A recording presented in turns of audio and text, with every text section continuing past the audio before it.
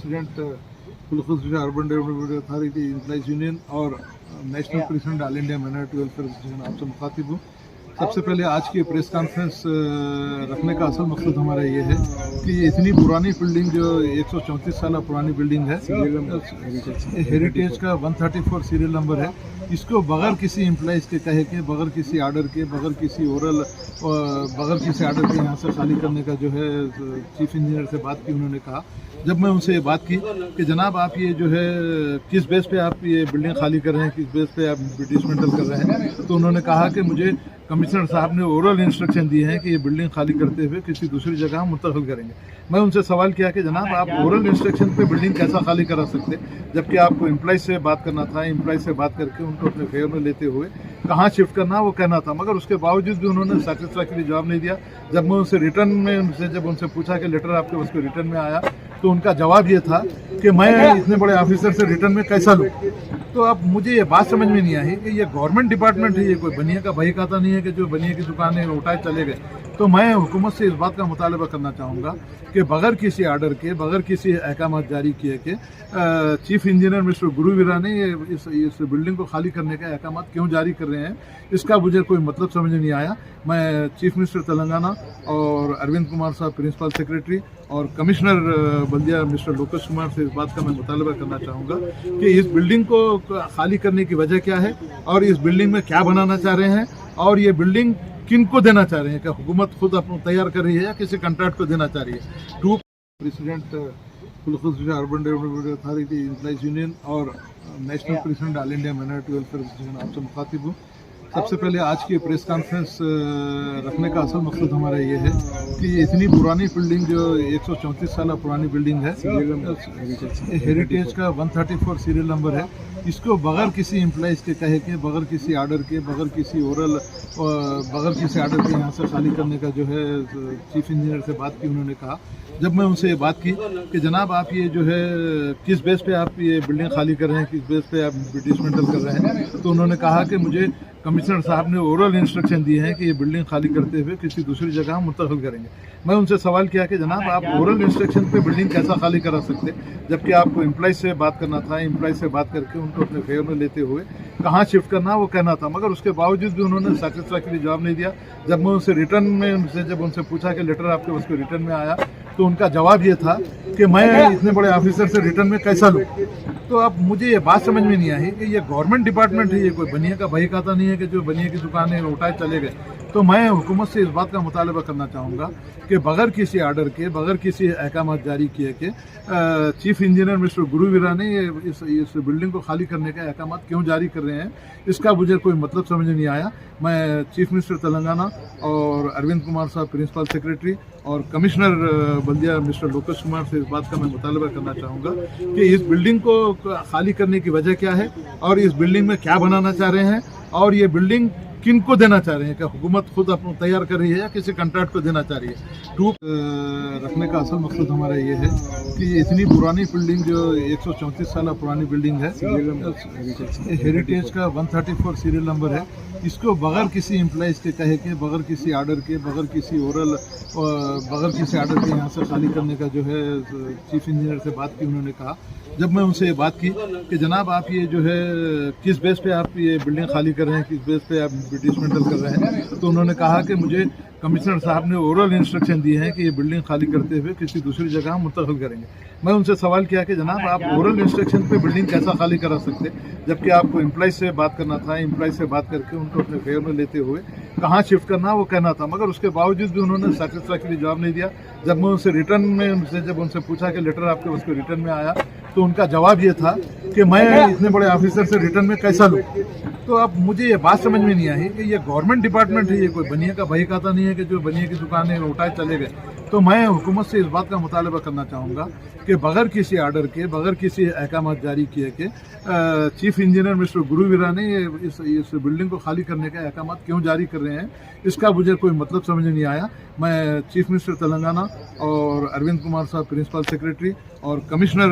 बल्दिया mister Lokesh Kumar से इस बात का मैं मुतालबा करना चाहूँगा कि इस बिल्डिंग को खाली करने की वजह क्या है और इस बिल्डिंग में क्या बनाना चाह रहे हैं और ये बिल्डिंग किनको देना चाह रहे हैं, क्या हुकूमत खुद अपना तैयार कर रही है या किसी कॉन्ट्रैक्ट को देना चाह रही है।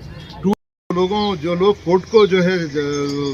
इम्प्लीड नहीं हो सके क्योंकि उनकी इतनी माशी हालत नहीं थी कि वो कोर्ट पे जाके अपना खर्चा कर सकते थे, ऐसे लोगों को भी मिस्टर चंद्रशेखर और हुकूमत तेलंगाना से मैं गुजारिश करूंगा कि आप बहुत रहमदिल चीफ मिनिस्टर हैं, इन एम्प्लॉयज़ का भी अगर आप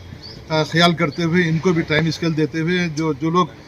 एलिजिबल है सर्विस रेगुलाइजेशन की, अगर उनकी सर्विस रेगुलाइजेशन करते हुए ऑर्डर जारी करेंगे तो यकीनन आने वाले दिनों में आपका यह इक़दाम सुनहरे अल्फाज में लिखा जाएगा। हमारी एसोसिएशन के जो है कोशिशों की वजह से कोर्ट के ऑर्डर आए थे 35 लोगों को जो है उनको यह नंबर टाइम स्केल दे दिया गया है, मगर उनके आज तक ऑर्डर इशू नहीं किए गए कि उनको क्या क्या जो बेनिफिट मिलेंगे, क्या क्या जो है आने वाले दिनों में उनको जो है सहूलतें फरमान किए जाएंगी। वो ऑर्डर आके भी जो है मैं समझता हूँ सितंबर अक्टूबर में जो है इनको टाइम स्केल देना था, हमने कोशिश की, उनको जो है स्केल तो दिला दिया। पहले वो 13,000 से 14,000 रुपये तनख्वाह ले रहे थे, अब 27,000 रुपये तनख्वाह ले रहे हैं, मगर एक्चुअली जिनको टाइम स्केल दिया गया है हुकूमत की जानिब से उनको ऑर्डर देना ज़रूरी था, मगर आज तक उनको ऑर्डर नहीं दिए गए। मैं हुकूमत से और यहाँ के सेक्रेटरी मिस्टर शंकर लाल साहब से भी मैं इस बात का जो है मुतालबा करना चाहूँगा, इमीडिएट तौर पे जो फाइल आपके पास पेंडिंग पड़ी हुई है, जाने वाले एडमिनिस्ट्रेटर साहब ने डिस्कस बोल के लिखा है, आज तक उस पर 3 महीने का अर्सा हो गया, उसके ऊपर डिस्कस भी नहीं किया गया है, ना उनको जो है ऑर्डर इशू किए गए हैं। आप इतनी बड़ी ज़मीन को किसको देना चाह रहे हैं? और सबसे अहम बात यह है कि ये जो हेरिटेज बिल्डिंग है, क्या ये बिल्डिंग को उसी तरीके से कायम रखेंगे या नहीं रखेंगे, इसका कोई सेटिस्फैक्ट्री जवाब वो लोग नहीं दिए हैं। इसीलिए हम आज के प्रेस कॉन्फ्रेंस रखे हैं। आने वाले दिनों में अगर हुकूमत हमारी बात नहीं करेंगे तो सिलसिलेवार हम जो है एजुटेशन प्रोग्राम करते हुए लास्ट में जो है मरद बरत का प्रोग्राम भी रखने वाले हैं। आज प्रेस मीट के लिए आए हैं। आज का जो प्रेस मीट रखने का मकसद ये है कि यहाँ पर जो Quli Qutub Shah urban development authority कायम की गई थी जी अंजार के पीरियड में, कांग्रेस के दौर में, जब से ऑफिस यहाँ पर ही मुकीम है, अब यहाँ के स्टाफ को जो उठा के सरदार में चले जाओ या कहीं दूसरी जगह चले जाओ बोले तो, फूलबाग चले जाओ बोले तो जाएंगे कहाँ? जब अगर यहाँ से चले जाएंगे तो फिर इसका तहफुल कौन देगा कि फिर यहाँ बिल्डिंग बना के कौन देगा? यहाँ पे अगर कुली कुतुब शाह की अगर बिल्डिंग यहाँ बना के अगर यही रह गए तो मैं आप लोगों का, प्रेस वालों का और गवर्नमेंट का शुक्रिया अदा करूंगा। अब यहाँ पर इतना स्टाफ है, बगैर कोई परमिशन, बगैर कोई ऑर्डर, बगैर कोई जीओ के, बगैर एडमिनिस्ट्रेटर के, यहाँ के जो ऑफिसर्स हैं ऑफिस को खाली कराने के लिए कोशिश कर रहे हैं। के सामने बोलना इस वास्ते है कि अगर जाएंगे तो जाएंगे कौन, कहाँ जाएंगे, फिर इसकी बिल्डिंग बना के देंगे नहीं देंगे। अगर बिल्डिंग बना के अगर यहाँ पे दे रहे हैं तो 3-4 महीने 6 महीने में भी बिल्डिंग बन सकती है। यहाँ पे कुली कुतुब शाह का ऑफिस यहीं रख के यहाँ पर इसका फाउंडेशन डाल के कुछ तहफुल दिए तो हम पूरे ऑफिस का स्टाफ यहाँ से शिफ्ट होने तैयार है। और बगैर एडमिनिस्ट्रेटर के जो यहाँ पे काम हो रहे हैं गैर जिम्मेदाराना, अफसोसनाक बात ये है, ये प्रेस कॉन्फ्रेंस रखने का मतलब ये है कि यहाँ पे जो इलीगल एक्टिविटीज हो रही हैं उसको सबके सामने जाहिर करने का है। जो पर 3 महीने पहले जो ऑर्डर आया था